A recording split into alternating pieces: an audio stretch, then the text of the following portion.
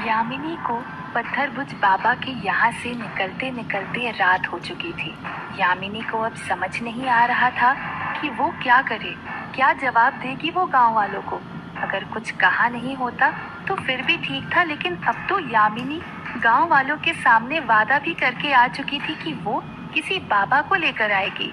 पत्थरबुज बाबा के अलावा यामिनी किसी ऐसे बाबा को नहीं जानती थी जो काले सायों से लड़ सके। और जब से यामिनी पे हमला हुआ था तब से मालती को लेकर वो और ज्यादा डरी हुई थी। अब तो कहीं न कहीं यामिनी को भी ऐसा लगने लगा था कि उसने चंद्रकला को गांव से निकालकर बहुत बड़ी गलती कर दी। यामिनी मन ही मन कह रही थी, खामखा चंद्रकला को इस गांव से निकाल दिया, इससे अच्छा तो उसे इसी गांव में रखते। नीति के नाम पर डराते, अपने सारे काम करवाते और साथ ही साथ सबकी रक्षा भी करती। लगता है चंद्रकला को अब वापस बुलाना ही पड़ेगा। यही सोचते सोचते यामिनी एकाएक रुक गई और खुद से कहने लगी, नहीं नहीं यामिनी, ये क्या सोच रही है तू? इतनी जल्दी हार मान गई? अगर चंद्रकला वापस इस गांव में आ गई तो सब उसके ही तलवे चाटने लगेंगे, तेरी कोई नहीं सुनेगा। नहीं नहीं, चंद्रकला वापस कभी इस गांव में नहीं आनी चाहिए। यही सोचते सोचते यामिनी अपनी जीप के पास पहुंच चुकी थी और जीप में पीछे की सीट पर बैठ गई थी। बैठते ही यामिनी ने कहा, चलो राजू। राजू, जो अब तक चालक सीट पर बैठे हुए आगे की तरफ सिर करके सो रहा था, वो नींद से उठा और गाड़ी चलानी शुरू कर दी। पत्थरबुज बाबा के यहाँ से मायापुर का रास्ता काफी दूर भी है और घना जंगल होने की वजह से काफी डरावना भी। यामिनी पीछे बैठे हुए अपने ही ख्यालों में खोई हुई थी कि तभी उसने ध्यान दिया कि राजू गाड़ी बहुत धीमे चला रहा था। ये देखकर यामिनी ने राजू से कहा, राजू क्या हो गया है तुम्हें, थोड़ा तेज चलाओ। जैसे ही यामिनी ने ये कहा, राजू ने एक ही झटके में गाड़ी की रफ्तार बहुत ज़्यादा तेज कर दी। झटके से गाड़ी की रफ्तार तेज होने की वजह से यामिनी जहाँ बैठी थी वहाँ से सामने की तरफ जाकर गिरी। ये देख यामिनी को बहुत गुस्सा आया। उसने राजू पर चिल्लाते हुए कहा, राजू ये क्या हरकत है, पागल हो गए हो तुम? पर राजू ने यामिनी की एक ना सुनी और वो उसी रफ्तार से गाड़ी चलाता रहा। यामिनी इस रफ्तार में अपने आप को संभाल नहीं पा रही थी। उसने अपने आप को संभालने के लिए सीट को दोनों तरफ से पकड़ लिया। यामिनी ने फिर चिल्लाते हुए कहा, राजू मैंने कहा धीरे करो गाड़ी की रफ्तार। तभी राजू के चेहरे पर एक मुस्कान आ गई और उसकी आंखें भी चमकने लगी। अब तक तो यामिनी भी समझ चुकी थी कि ये राजू नहीं है, बल्कि ज़रूर मालती का साया इसके अंदर आ गया है। यामिनी ने सबसे पहले अपने गले में पहने पत्थरबुज बाबा के पत्थर की तरफ देखा कि वो पत्थर उसने पहना है कि नहीं। अपने गले में वो पत्थर पाकर यामिनी ने कुछ राहत की सांस ली। लेकिन यामिनी ये भी जानती थी कि अब तक मालती ने जितने भी शिकार किए हैं लगभग सबने अपने गले में कुछ ना कुछ पहना हुआ था, लेकिन मालती छल से वो उसके गले से निकलवा देती है। यही सोच यामिनी ने अपने पत्थर को कस के पकड़ लिया। उसी रफ्तार से गाड़ी चलाते हुए मालती ने यामिनी से कहा, कैसी हो यामिनी? बहुत दिनों से आमना सामना नहीं हुआ तो क्या समझा मैं तुम लोगों को भूल चुकी हूँ। ये मत भूलो कि ये औरतें बच्चे तो बस जरिया है मेरी शक्तियों को बढ़ाने का। मेरे असली दुश्मन तो तुम लोग हो, तुम, योगेंद्र और वो चंद्रकला। यामिनी ये सुनकर काफी डर गई। यामिनी ने मालती की बातों से ये भी अंदेशा लगा लिया कि मालती ये सब अपनी शक्तियाँ बढ़ाने के लिए कर रही है।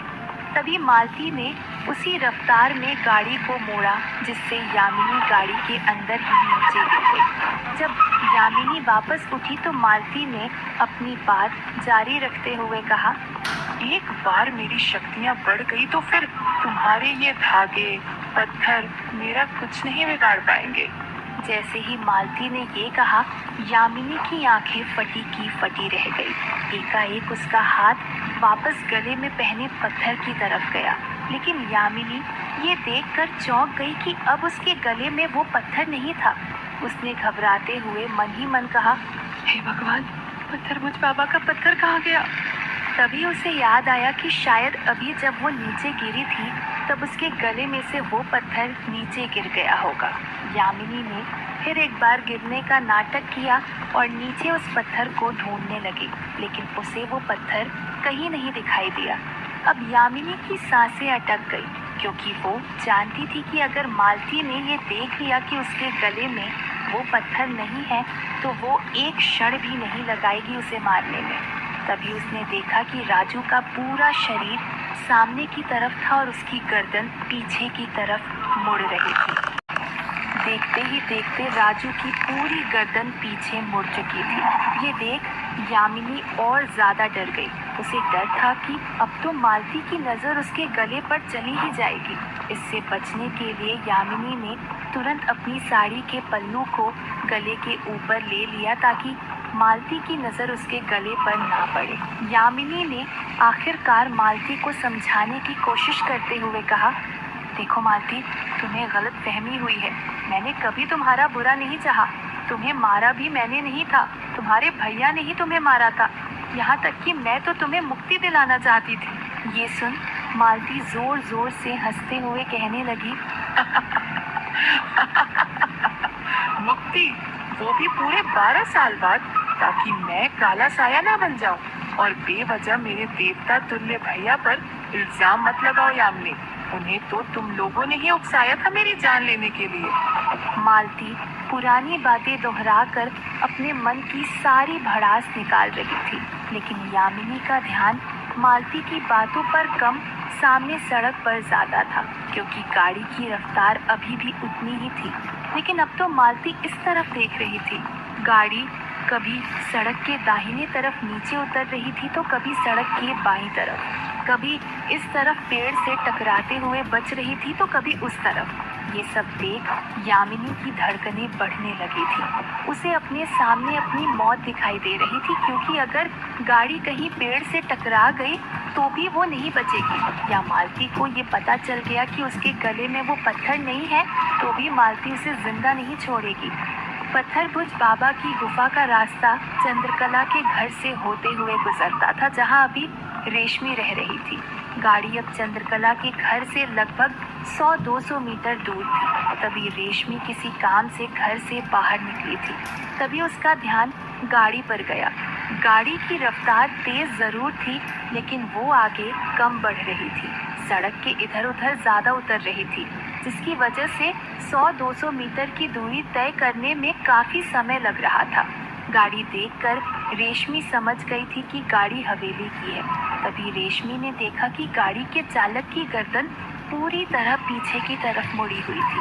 ये देखते ही रेशमी ये भी समझ गई कि हो ना हो चालक के अंदर कोई काला साया है। गाड़ी बार बार किसी न किसी पेड़ से टकराते टकराते बच रही थी। रेशमी समझ नहीं पा रही थी कि वो गाड़ी को नियंत्रण में लाने के लिए क्या करे। उसने इधर उधर अपनी नजरें दौड़ाई। तभी उसकी नज़र दरवाजे के पास पड़े बहुत सारे घास के ढेर पर पड़ी। रेशमी ने बिल्कुल देरी ना करते हुए घास के वो ढेर सड़क के बीच में डाल दिए। जैसे ही गाड़ी वहां पहुंची, गाड़ी के आगे के चक्के उन घास के ढेर पर चढ़ गए और गाड़ी वहीं रुक गई। जैसे ही गाड़ी रुकी, यामिनी तुरंत नीचे उतर गई। नीचे उतरते ही उसने देखा कि गाड़ी के चक्के घास के ढेर पर हैं और पास में रेशमी खड़ी है। ये देख यामिनी समझ गई कि उसकी जान रेशमी ने बचाई है। तब तक मालती भी बाहर आ गई। ये सब देख मालती को रेशमी पर बहुत गुस्सा आया। उस गुस्से की आग को ठंडी करने के लिए मालती ने अपनी आंखें बंद करके अपनी मुट्ठी अपने चेहरे के सामने लेकर आई। उस मुट्ठी में उसने शक्तियां एकत्रित की और उस शक्तियों को रेशमी की तरफ फेंकते हुए रेशमी पर प्रहार किया। लेकिन मालती और यामिनी दोनों ये देखकर चौंक गए कि उन शक्तियों का रेशमी पर कोई असर नहीं हुआ। अपनी इस शक्ति का भी रेशमी पर कोई असर ना होता देख मालती समझ गई कि रेशमी के पास जरूर कोई न कोई सुरक्षा धागा है। मालती अपनी ज्यादा शक्तियां रेशमी पर व्यर्थ नहीं करना चाहती थी, इसीलिए उसने वहां से जाना ही मुनासिब समझा। जाते जाते मालती ने रेशमी से कहा, इसकी सजा तो तुम्हें मिलेगी रेशमी, आज नहीं तो कल जरूर मिलेगी। कहते हुए मालती ने राजू का शरीर छोड़ दिया और वहां से चली गई। मालती के शरीर छोड़ते ही राजू को चक्कर आने लगे। वो गिरने ही वाला था कि रेशमी और यामिनी ने उसे संभाला। राजू को संभालने के बाद यामिनी सबसे पहले तो गाड़ी की तरफ भागी। उसमें से पत्थरभुज बाबा का पत्थर ढूंढ कर लेकर आई और उसे अपने गले में पहना। यामिनी वापस रेशमी के पास आई और उसने कहा, बहुत बहुत धन्यवाद रेशमी, आज तुमने मेरी जान बचाई है। इस बात के लिए मैं हमेशा ऋणी रहूंगी तुम्हारी। इसका जवाब देते हुए रेशमी ने कहा, कैसी बात कर रहे हो आप मालकिन, ये तो मेरा फर्ज था। अगर अपनी जान देकर भी आपकी जान बचानी पड़ी तो भी मैं पीछे नहीं हटूंगी।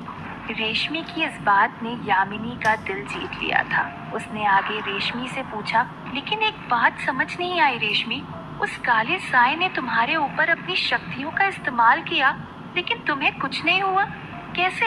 रेशमी ने बड़ी ही मासूमियत से जवाब देते हुए कहा, पता नहीं मालकिन, मैं तो इन काले सायों के बारे में ज्यादा जानती भी नहीं, ना ही कभी इनसे सामना हुआ था इससे पहले। लेकिन हाँ, बाबा बहुत पूजा पाठ करते हैं। उन्होंने मेरे गले में बहुत सारे ताबीज और धागे भी बांधे हुए हैं। कहकर रेशमी ने अपने गले में बांधे हुए ताबीज और धागे को दिखाया। यामिनी ने एक मुस्कान के साथ जवाब देते हुए कहा, कभी भी कोई भी चीज की जरूरत हो बेझिझक हवेली में आ जाना। रेशमी ने भी एक झूठी हंसी हंसते हुए कहा, जी मालकिन।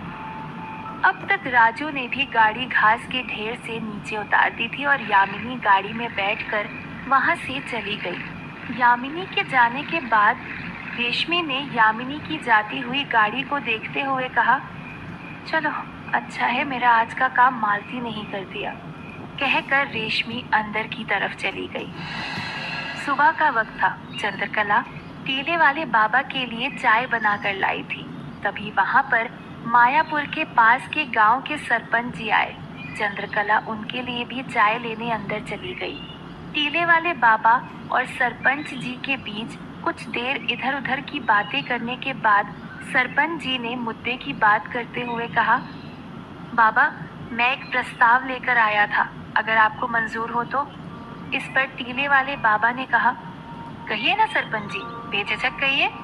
सरपंच जी ने अपनी बात रखते हुए कहा, बाबा हम सभी जानते हैं कि चंद्रकला को मायापुर से बेइज्जत करके निकाल दिया है, लेकिन हमारे गांव में सभी लोग चंद्रकला की बहुत इज्जत करते हैं और हमारी रुदाली की उम्र भी काफी हो चुकी है, तो हमारा सौभाग्य होगा अगर चंद्रकला हमारे गांव की रुदाली बन जाए।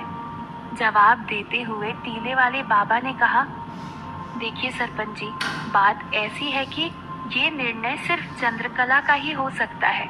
अभी चंद्रकला आएगी, आप चंद्रकला से ही पूछ लीजिएगा।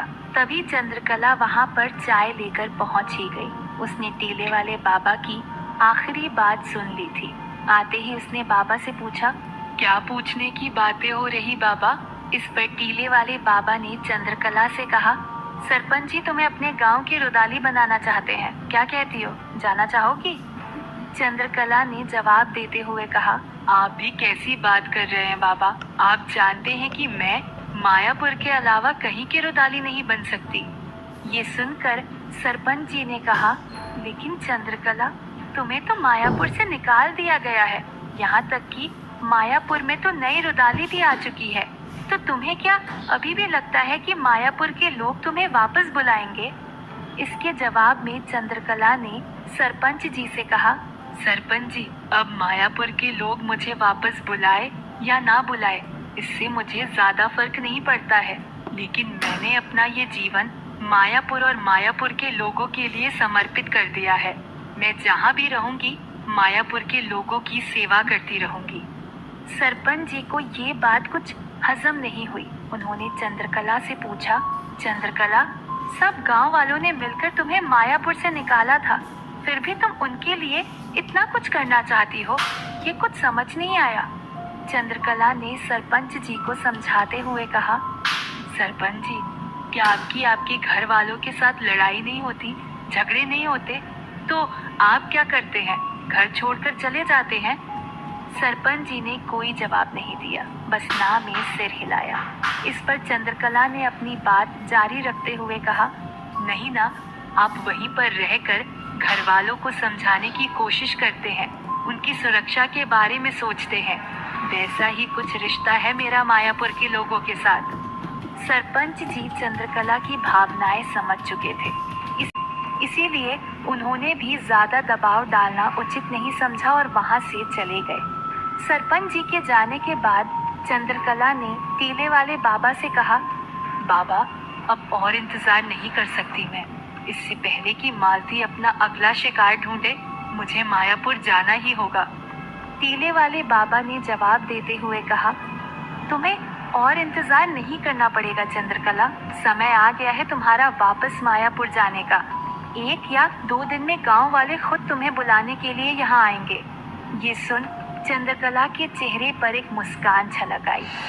ऐसा क्या होने वाला है मायापुर में जिसकी वजह से गांव के लोग खुद चलकर आएंगे चंद्रकला के पास? आखिर रेशमी मालती का सच कैसे जानती है? क्या रेशमी और मालती का कोई पुराना रिश्ता है?